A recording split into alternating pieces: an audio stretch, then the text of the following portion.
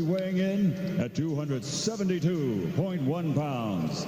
He has a mixed martial arts record of 20 fights, with 17 victories, including 12 wins by knockout.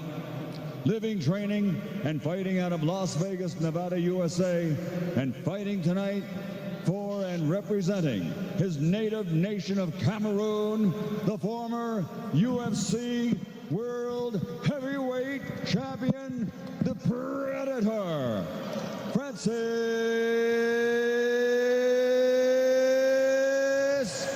Ngannou. Ngannou, Serge, qui va devoir prouver que les champions du MMA sont capables de rivaliser avec les meilleurs boxeurs purs.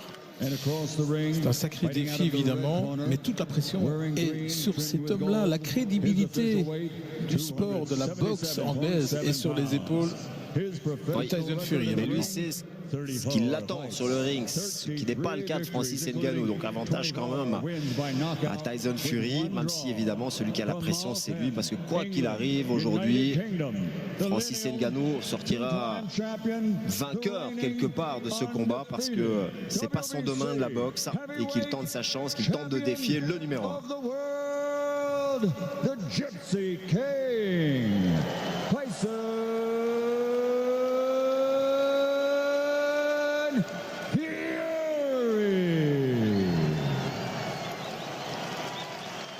Le regard de Sugar Ray Leonard et d'Alexander, qui espère une chose, c'est que Fury ne se blesse pas aujourd'hui, parce qu'on rappelle que Usyk a signé pour combattre Tyson Fury. Apparemment ce serait le 23 décembre prochain en Arabie Saoudite.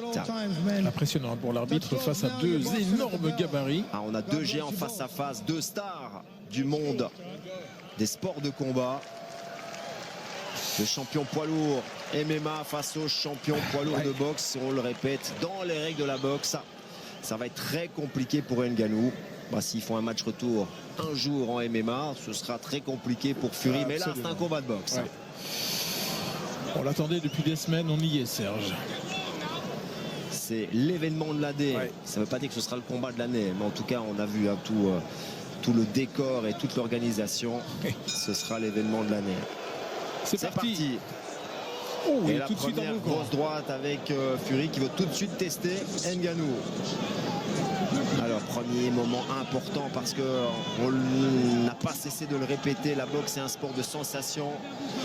Et on voit Ngannou un petit peu sur la pointe des pieds, essaye le jab et qui se fait contrer par une droite. Et le sourire déjà de Tyson Fury.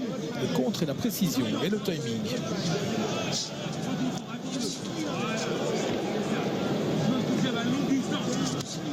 On entend parler français dans le coin d'Ngannou, la distance.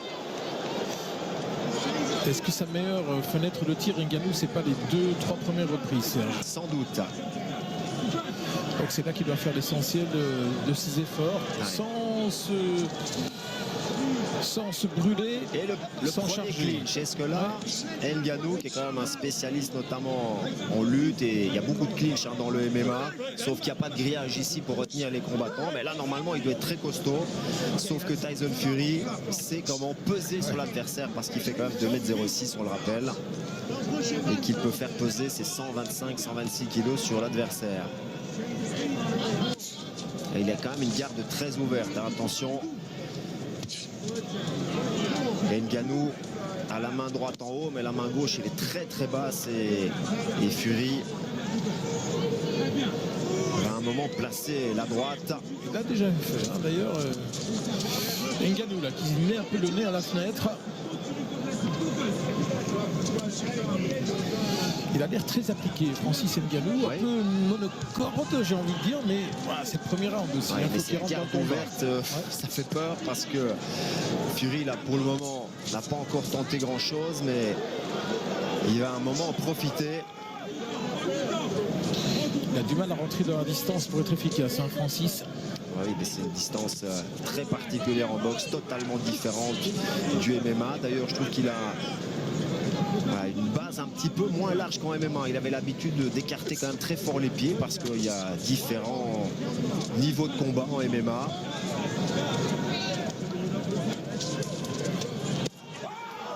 Et la droite au corps.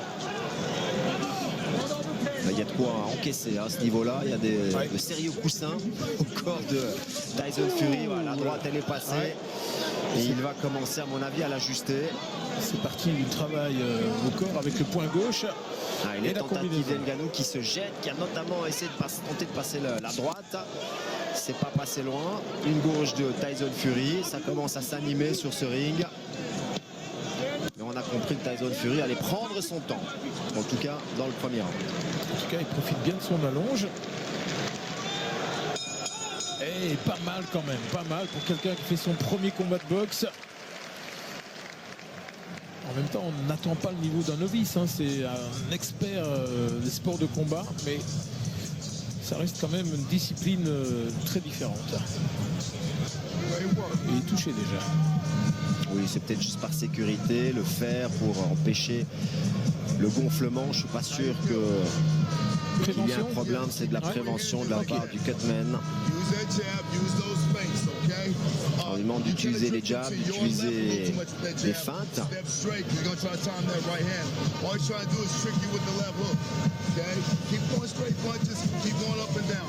Ça fait beaucoup d'infos dans le coin pour quelqu'un qui vient de faire son premier round en boxe traditionnelle. Ça, c'est le premier échange et la droite touche d'entrée. Ça, c'était une manière de dire bienvenue dans le monde de la boxe de la part de Fury. C'était sur le premier échange après le coup de gong.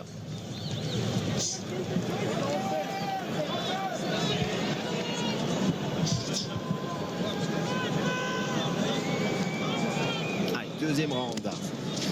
Jab au corps de la part de Ngannou qui essaye un petit peu d'activer les pieds, de se mettre sur la pointe des pieds en tout cas. Il attaque d'abord le corps. S'il met la gauche au corps, c'est qu'à un moment il va essayer avec la droite à la figure, à la tête. Et attention de ne pas se faire contrer.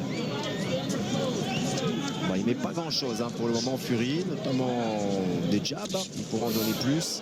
Là il a lancé un crochet sans trop appuyer. Mais ça touche quand même.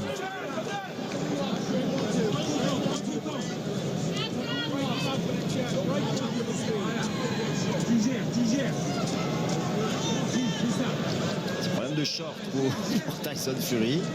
Il faut le remettre en place.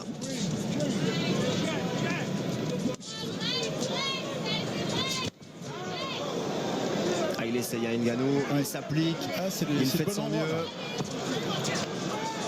Tyson Fury sort du coin facilement, il a le physique pour repousser le franco-camerounais. Je pense à la somme de consignes et de choses que Ngannou a dû ingurgiter depuis 6-8 semaines pour donner la réplique, pour exister. Changement de garde des deux côtés. C'est une petite fantaisie. Bon, il le faisait souvent en MMA. Tyson Fury donc le suit et fait miroir. Il se met aussi en fausse patte. Il essaie de le surprendre un peu.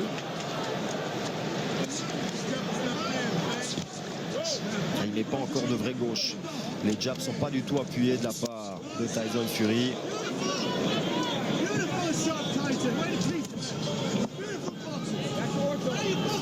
On l'a dit, c'est impossible de demander à Ngannou de combler le fossé sportif et technique qui sépare les deux hommes avant le combat. Donc là, attention, là, voilà, ça ce sont les moments dangereux. Parce que ça a échangé des deux côtés. Et si là, Francis Ngannou parvient à toucher le premier, ça peut faire mal. Effectivement. Tout à l'heure, on entendait certains...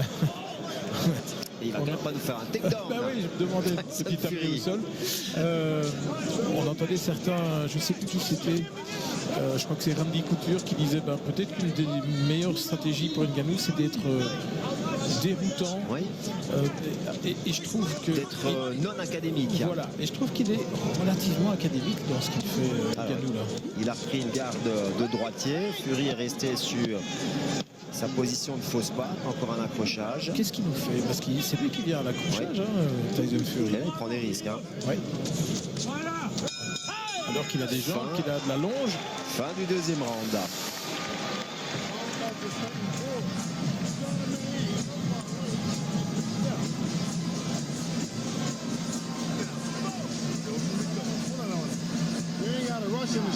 Il marque au niveau du front, visiblement, qui est soigné immédiatement.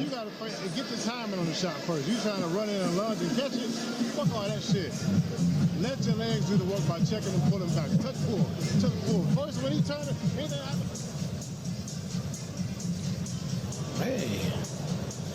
Un beau réflexe de Francis Ngannou là. Et au corps à corps, c'est vrai que tout est ouvert, hein, tout peut se passer. Et je comprends pas d'ailleurs que Tyson Fury vienne si souvent à l'accrochage, au clinch.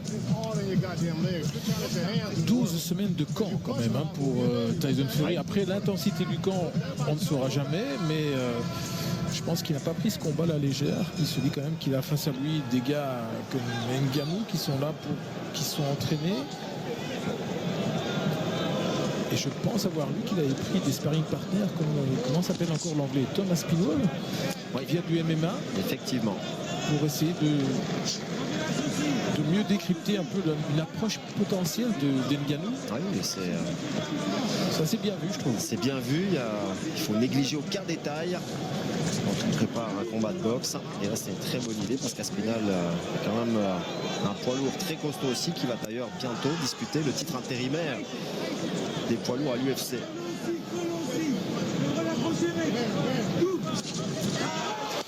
Oh, attention à la gauche. Il y a toujours ce petit danger hein, de prendre le coup de massue. Après, il y a le coup d'œil, les mouvements de Tyson Fury, mais au niveau offensif, il offre quand même pas grand-chose, Fury, pour le moment. C'est vrai, on a connu plus dominateur au premier round. Souvenez-vous du deuxième combat face à Deontay Wilder, où il a chargé immédiatement. Ici, il prend son temps. Les encouragements dans le coin de Ngannou. Beaucoup de mouvements parasites chez Tyson Fury, il se touche régulièrement le nez. Est-ce que c'est pour brouiller les cartes peut-être? Alors que Ngannou, il a une sorte de ligne de conduite, de game plan, et pour l'instant, il le suit à la perfection. Est-ce que c'est bon? J'en sais rien. Il fait son maximum. Hein. Ngannou est machiné pour son premier combat. On ne peut pas dire qu'il se fasse dominer par Tyson Fury, le champion du monde en titre. Ce qui est étonnant aussi, c'est que Tyson Fury ait des problèmes de short. À ce niveau-là, quand même, il a beau être imprévisible, c'est bizarre. L'attitude de Tyson Fury, mais il ne s'engage pas sur les jabs. Il les donne et il se retire tout de suite. Il se jette pour aller au corps à corps. C'est un Tyson Fury différent ce soir. Ouais, c'est un combat qui est finalement plus équilibré que tout ce qu'on voulait bien dire. En même temps, on sent que c'est pas un Tyson Fury à 100%.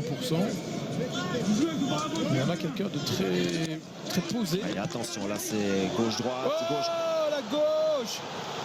C'est pas le moment d'aller... Quand je dis ça. Mais j'ai vu...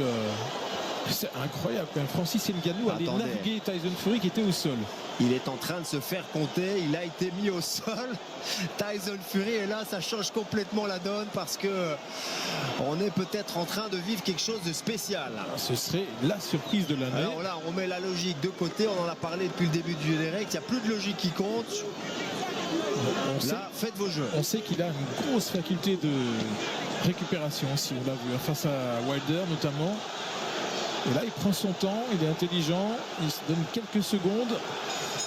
Et c'est la fin du round. Et là, je veux voir le ralenti. Ah oui, là, tout de suite, s'il vous plaît, donnez-nous ce ralenti parce qu'on voudrait comprendre ce qu'il s'est passé sur ce ring. Parce que là, on en est bouche bée. Waouh! Faut pas s'enflammer. Hein.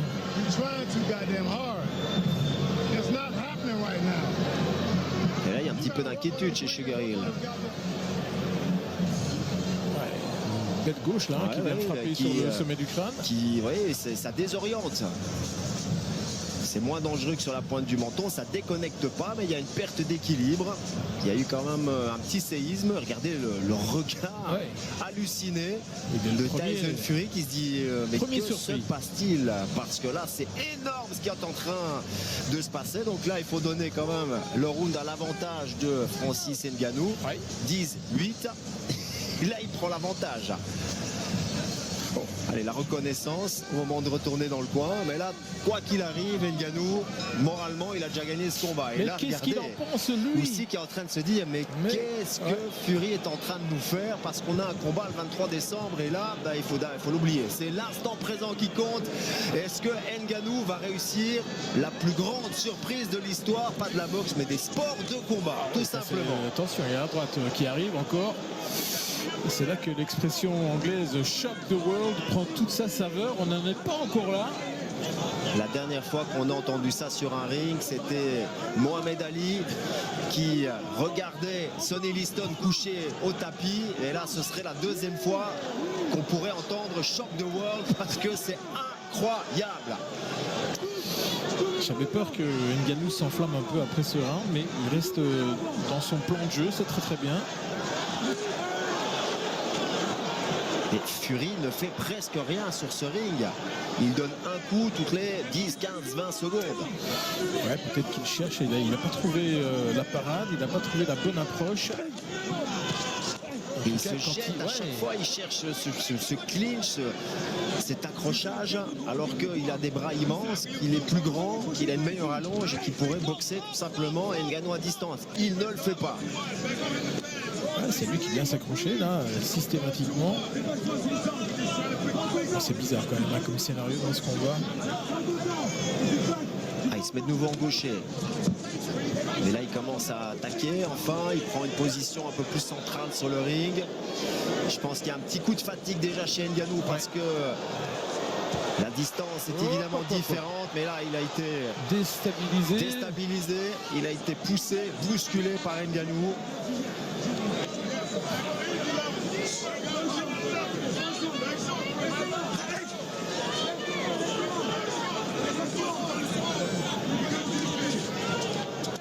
Il y a encore un accrochage.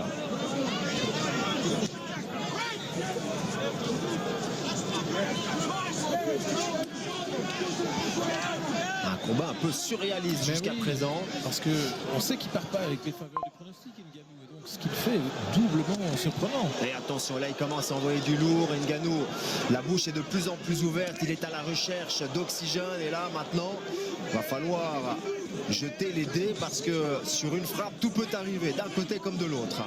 Mais c'est un vrai combat. Ouais, je pense que Tyson Fury s'en est rendu compte et là il est en train de tenter de cadrer Ngannou. On est loin de l'exhibition dont on nous avait parlé pendant un moment. Là on est dans le dur des deux côtés. Qu'il soit un peu plus actif Francis Ngannou, parce que rester droit devant Tyson Fury, c'est pas une bonne idée. Il espère encore pouvoir tenter sa chance sur une grosse frappe, Ngannou. Il s'est fait surprendre une fois Tyson Fury, je ne sais pas si ça arrivera une deuxième fois. La bouche grande ouverte pour le Camerounais qui va s'asseoir. Allez, le son dans les coins s'il vous plaît.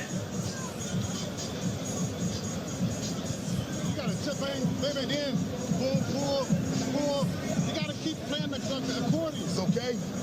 Please stay focused. Have a drink. That's what's gonna come down to.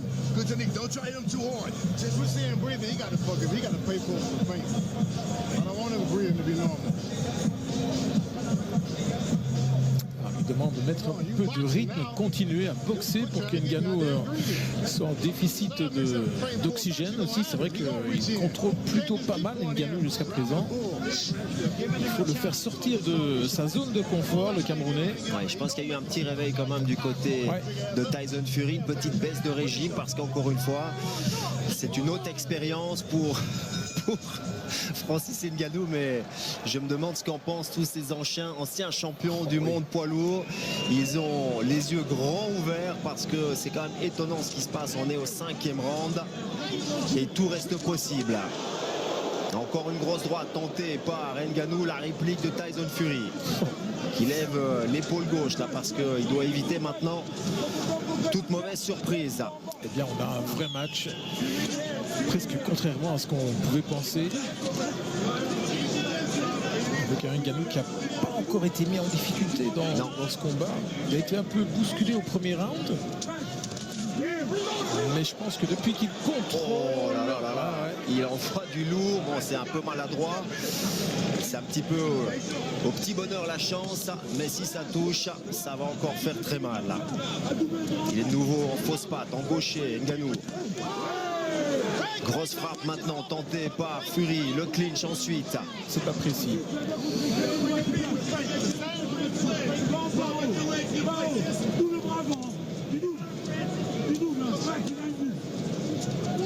Et il a quand même du mal, hein, Fury, à trouver une porte d'entrée dans ce combat. Ouais, mais ce qui est vraiment étonnant, c'est qu'on parlait inévitablement de la taille, des dimensions, de la longe, etc. avant le combat, et tout allait dans le sens de Tyson Fury. Et je sens pas Ngannou spécialement en difficulté par rapport à la longe, par rapport à la différence de taille non plus face à Tyson Fury.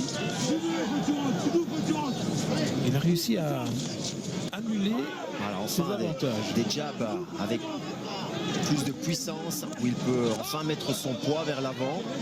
Tyson Fury. Franchement, quand Fury vient au corps à corps, j'ai du mal à comprendre ce qu'il essaie de faire là pour l'instant. Parce qu'il prend des coups en fait. Ouais, il risque de se faire contrer. Je veux bien qu'il donne des touches, il frappe Ngannou au corps, mais c'est pas ça qui va faire la différence. Il percute là, il est tombé dans la garde, je pense.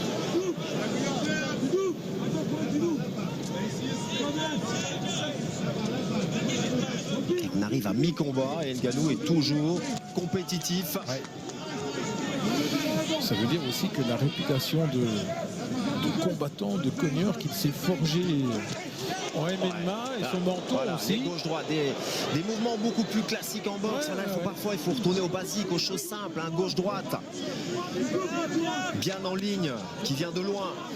C'est le jab qui fait mal, qui commence à trouver la cible.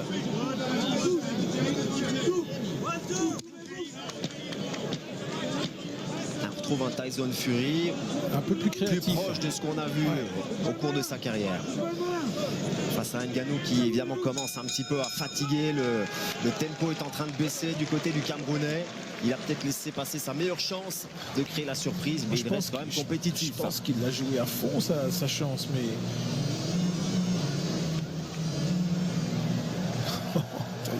ne m'en parle pas surtout. Il vit ce combat à fond en tout cas, aux côtés d'Eminem. Petite coupure? Non, mais des rougeurs, des traces du combat déjà sur le visage de Tyson Fury. Elle était bien cette feinte. Feinte du gauche et puis gauche-droite. On se rapproche, hein. C'est pas des coups qui touchent de plein fouet, parce que le gant est encore un petit peu dans le chemin, mais on s'en rapproche, voilà, de loin. On voit des coups de loin, en ligne droite, là où Francis Ngannou sera quand même nettement moins à l'aise pour défendre. Il a bien mordu à l'hameçon sur la fin de Francis Ngannou, là, qui avait commencé à esquiver un faux jab. Et on est déjà dans la deuxième moitié du combat, une surprise de plus dans cet événement quand même incroyable.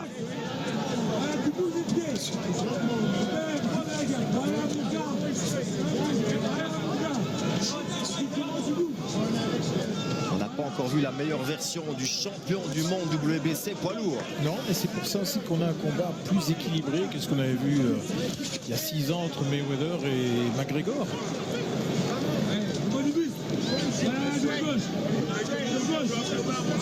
Sachant même que McGregor, je pense, était plus fort en boxe anglaise que Ngannou. Il avait une petite expérience en boxe anglaise que Ngannou n'a même pas eu.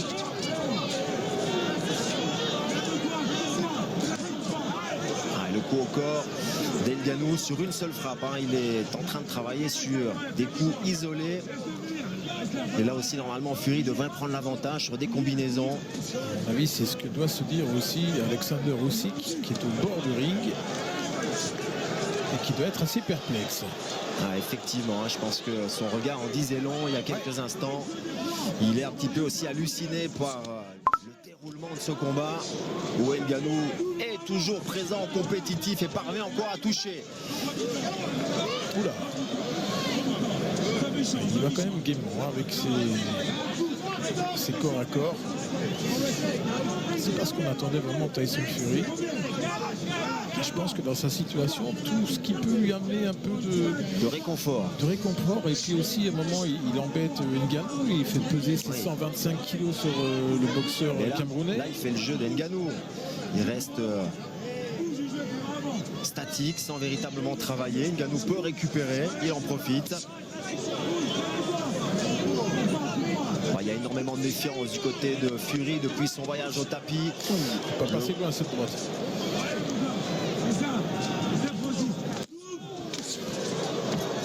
Il y a quelques grosses frappes, mais ça manque encore de précision chez Tyson Fury face à un Ngannou qui reste en face comme un bloc, qui ne bouge plus, qui veut aller à l'échange.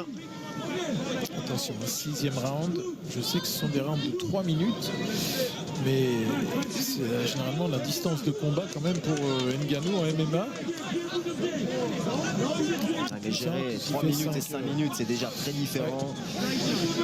Il y a plus d'arrêts dans le combat, forcément. Toutes les 3 minutes, on va s'asseoir. Il faut tout reprendre à zéro. Il faut reformater le disque dur pour continuer.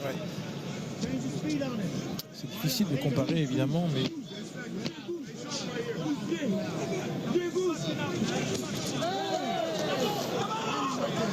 Il a envie de bien terminer le round, Francis Ngannou, poussé par son coin.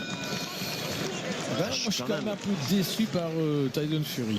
Déçu, peut-être pas encore, mais très perplexe en tout cas sur l'attitude de Tyson Fury dans ce combat. Ce qui n'enlève rien évidemment à la performance de Francis Ngannou. Et on va déjà arriver au 7e round. Mais on attend, Serge, soyons honnêtes, on attend quand même mieux de la part du champion du monde de boxe anglaise, qui en même temps a réussi à donner la leçon à tous ses collègues de boxe anglaise pure. Clean jabs. I need you to defend that jab a little better. Either move your feet, head, or parry it. And get back to your jab. He keeps running in. You want to try to level that body a little. On revient aux fondamentaux. On veut du jab et des déplacements. You understand when he's taking the breaks and stuff by then. And then you can just shoot the shot. C'est ce que lui dit Sugar Hill. Il faut comprendre qu'il y a des moments où il se passe rien sur le ring et que Ngannou récupère. Donc c'est là qu'il faut le faire travailler. Lui, il ne gagne pas à l'applaudimètre aujourd'hui, Ronaldo là. Allez, revenons à ce combat.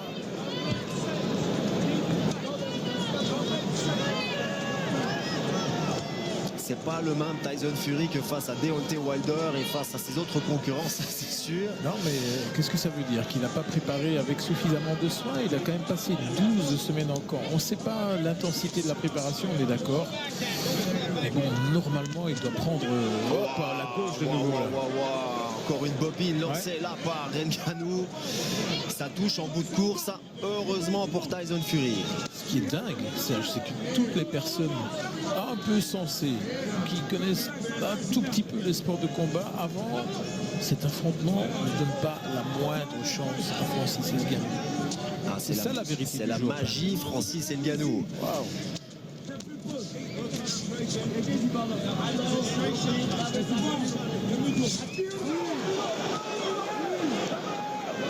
Et attention parce qu'il peut remporter des rounds comme ça parce qu'il fait pas grand chose. Et que si on va au point, ça ne m'étonnerait pas qu'Ngannou soit devant pour le moment. Non, ça ne m'étonnerait pas. Bon, on est un peu perturbé par le combat. On n'a pas fait le pointage. Il y a des juges au bord du ring pour le faire, mais regardez, il ne fait quand même pas grand chose, Tyson Fury.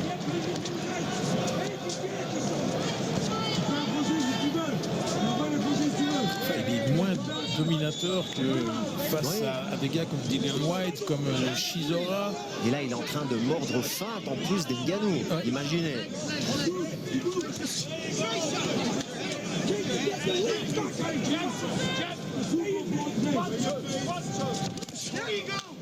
C'est téléphoné. C'est téléphoné. Ngannou est prêt. Monte les mains, bloque les coups. C'est parce que cette fois-ci, il n'y a pas eu de feinte avant. Le takedown, la guillotine peut-être, non. Un coup de genou. Bon, il n'y aura pas de compte. Il a été déséquilibré, Fury. Il a l'œil gauche qui commence à être remarqué. Bon, il a récupéré Ngannou. Il y avait eu un petit coup de fatigue il y a 1 ou 2 rounds, mais là, franchement, il est déjà mieux, même s'il a la bouche toujours grande ouverte. Ouais, c'est un peu téléphoné aussi de la part de Francis Ngannou, mais En attendant, il est actif, il prend des initiatives.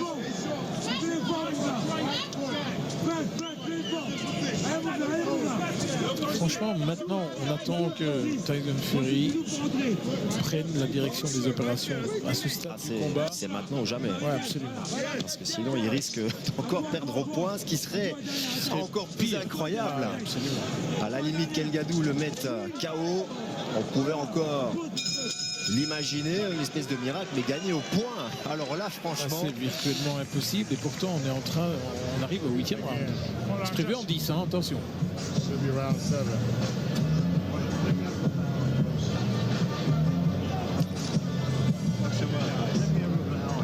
Ou alors il y a un scénario diabolique où effectivement Tyson Fury a décidé de jouer un petit peu avec Fury, avec Ngannou, et de le mettre KO au 8e, 9e round. je ne sais pas. Ça Je ne peut sais arriver, plus. non, mais on sait que c'est imprévisible chez lui. Donc. No. You jabbing real good. Give me a jab to the body overhand right up top. Il y a plus de consignes du côté de Francis Ngannou que du côté de Tyson Fury. Je sais pas, on a l'impression qu'on n'a plus de voix dans le coin de Fury, qu'on lui dit tu te rends le combat trop difficile, simplifie les choses, active. Ngannou qui démarre en gaucher. Il y a de la place pour la droite, hein. Pour Fury, normalement, dans cette position-là, il essaie de la placer, mais encore une fois, elle passe à côté. Il manque totalement de précision.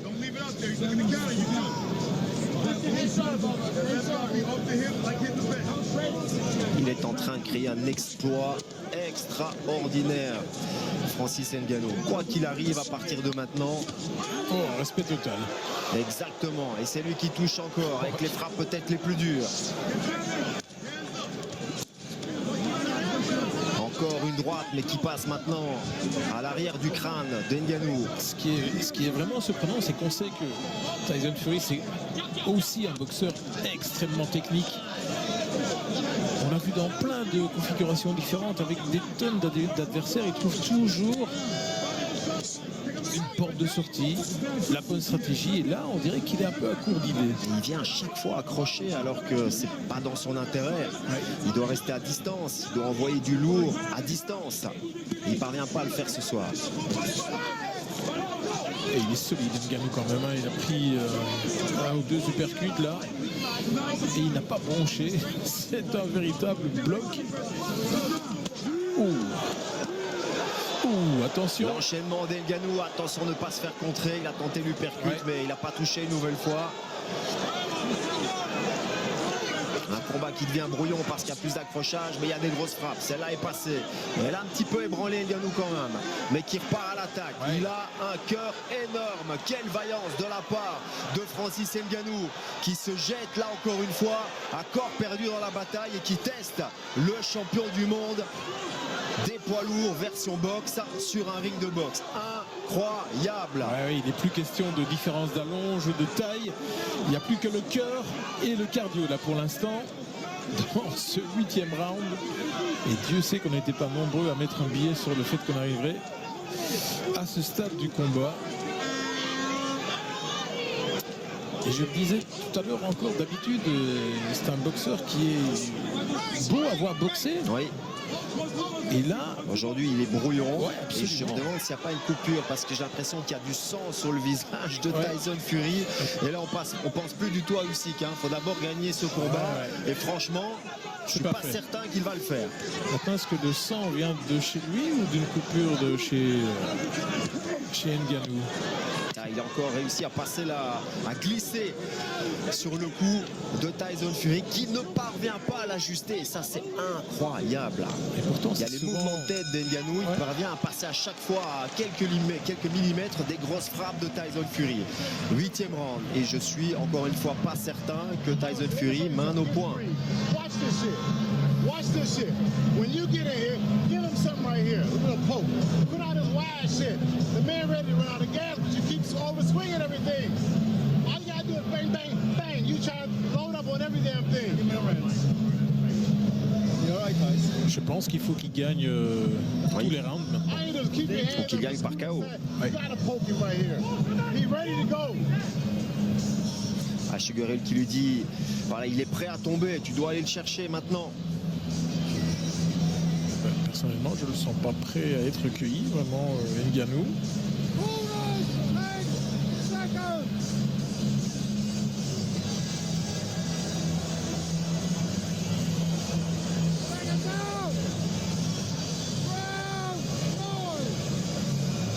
Ah, il y a des grosses frappes, hein. Il y a des grosses frappes. Mais il y a quand même un manque de précision incroyable chez Tyson Fury ce soir. Oui. Je dirais qu'il est presque devenu un boxeur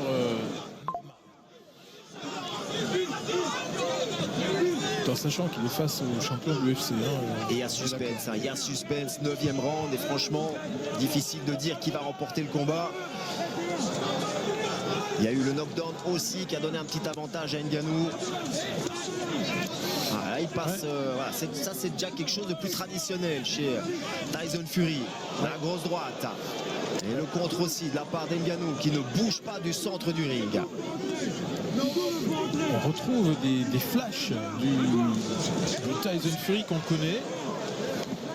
Et là, il se laisse tomber sur le boxeur anglais.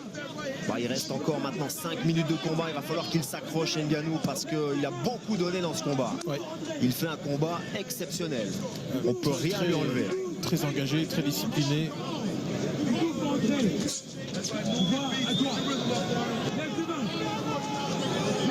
Là, il y a de la place pour la droite. Dès qu'il se met en fausse patte, Ngannou.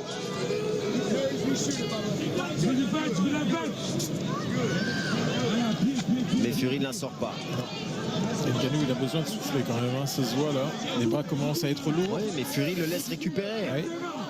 Et on comprend, regardez sa musculature, on le sait depuis le début, il faut beaucoup d'oxygène pour nourrir tous ces muscles qui sont mis à rude épreuve quand même depuis une bonne vingtaine de minutes maintenant. Et Fury n'a pas l'impression d'être dans l'urgence de gagner ce combat. Il fait pas grand chose dans ce 9e round alors qu'il pourrait être mené au point.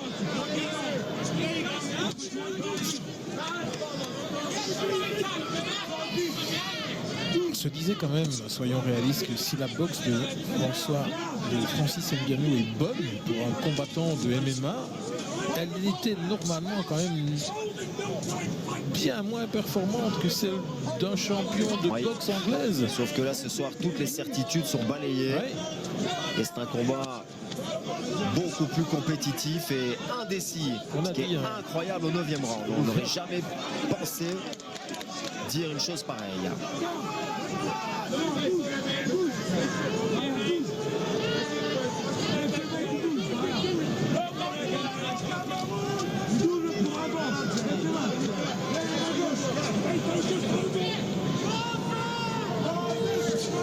Ça manque d'activité pour Tyson Fury là, qui doit remporter ce round. Bah, il boxe comme quelqu'un qui a gagné les 9 rounds alors que c'est pas du tout le cas. On est d'accord, hein, il doit les gagner, je pense. Ça devient long pour Ngannou. Incroyable scénario. Incroyable.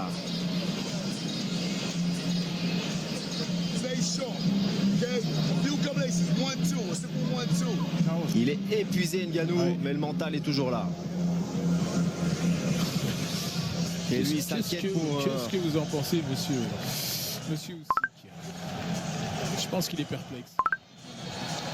Et il se dit tout à coup, mais moi je vais en faire qu'une seule bouchée de ce Alors là, Tyson franchement, Fury. si Tyson Fury, bon, si le combat se fait, hein, parce qu'on va voir avec ce qui se passe ce soir, mais aussi qui est en train de se dire que si c'est ce Tyson Fury là, fin décembre, qui se trouve sur le ring éventuellement le 23 décembre, il ne va évidemment faire qu'une seule bouchée parce que il est méconnaissable, sans enlever le mérite évidemment de Francis Ngannou qui fait un combat incroyable. 10e et dernier round. Je pense que c'est un combat qui reste intriguant. Alors Tyson Fury, je vais vous dire, franchement, il a 3 minutes pour sauver l'honneur. Ouais. S'il ne met pas KO Tyson Fury, quoi qu'il arrive au pointage, il y aura un vainqueur ce soir. C'est le champion de MMA. Je pense qu'il a déjà gagné l'estime de tous les gens qui sont dans la salle aujourd'hui, y compris de ceux qui étaient sceptiques.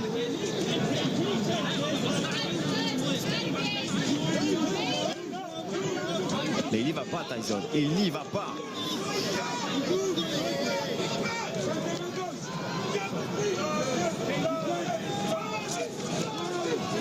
Et franchement, je ne sais pas quoi commenter parce que normalement Fury devrait maintenant mettre la pression sur un Ngannou qui semble fatigué, mais il ne le fait pas. C'est qu'il n'est pas capable de la mettre, cette pression. Mais au moins la technique devrait pouvoir être là et faire la différence.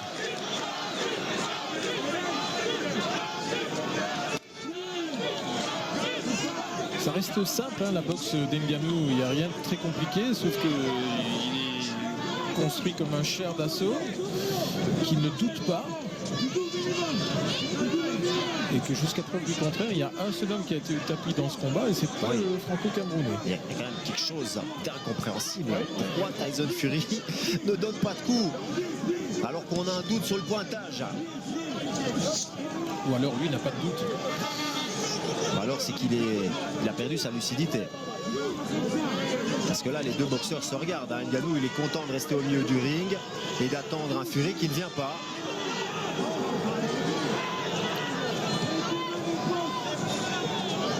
Je pensais que Tyson Fury allait commencer ce combat prudemment et commencer à augmenter la cadence quand son adversaire allait s'essouffler progressivement, mais il ne s'essouffle pas. Non, mais ce 10e round est surréaliste, Marc. Fury ne fait rien, ne tente pas sa chance, donne des petits jabs de temps en temps, mais il est complètement inactif. C'est encore Ngannou qui va aller. Si Ngannou va le chercher, il va gagner un round de plus, parce que Fury ne fait absolument rien. Un Superman punch.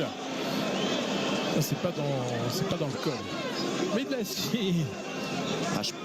Je pense que l'arbitre ne peut rien dire sur le Superman punch. On le voit jamais en boxe, mais il y a pas. Je pense pas qu'il y ait un coup illégal sur un Superman punch. En tout cas, il l'a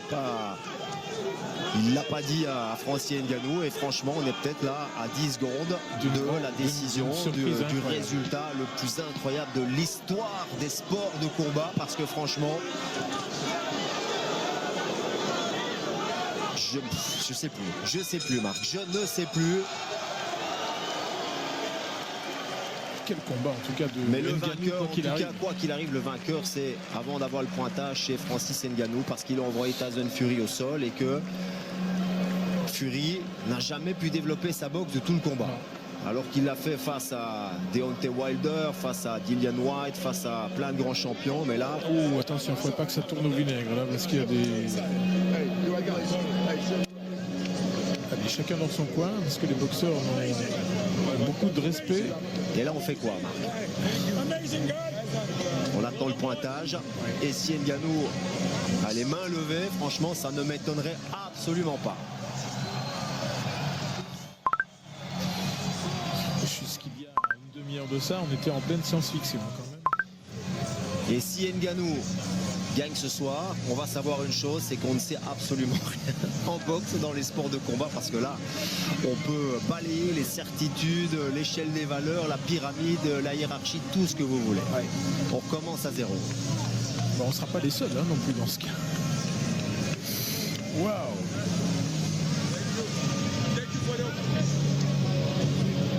Thank you for the opportunity.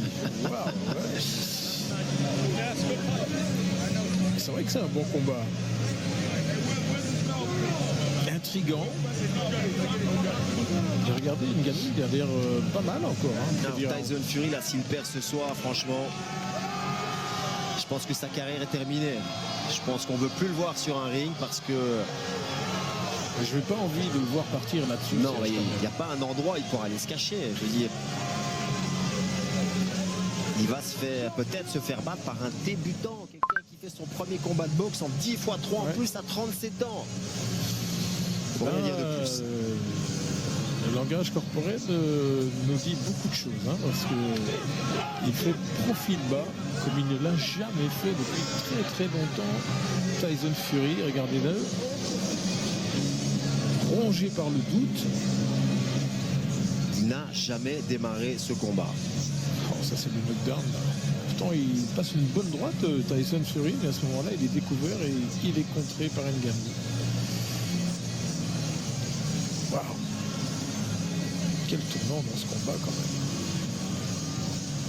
Est-ce qu'il était dans un mauvais jour peut-être? Ça peut arriver, hein. Alors mauvais jour, c'est encore un euphémisme. C'était catastrophique, il n'y a pas d'autre mot. Et encore une fois, on ne va rien enlever à la prestation d'Ngannou, mais c'était le fantôme de Tyson Fury sur le ring, parce que s'il avait boxé, on va dire à 50%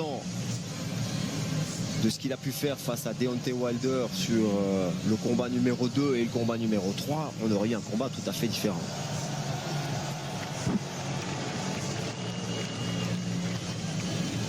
On n'attend plus Oui. le pointage et je pense qu'on a dit à Tyson de se montrer un peu plus de se montrer conquérant, confiant, parce que franchement, petite pause, mais ne quittez pas parce que le pointage arrive dans quelques secondes.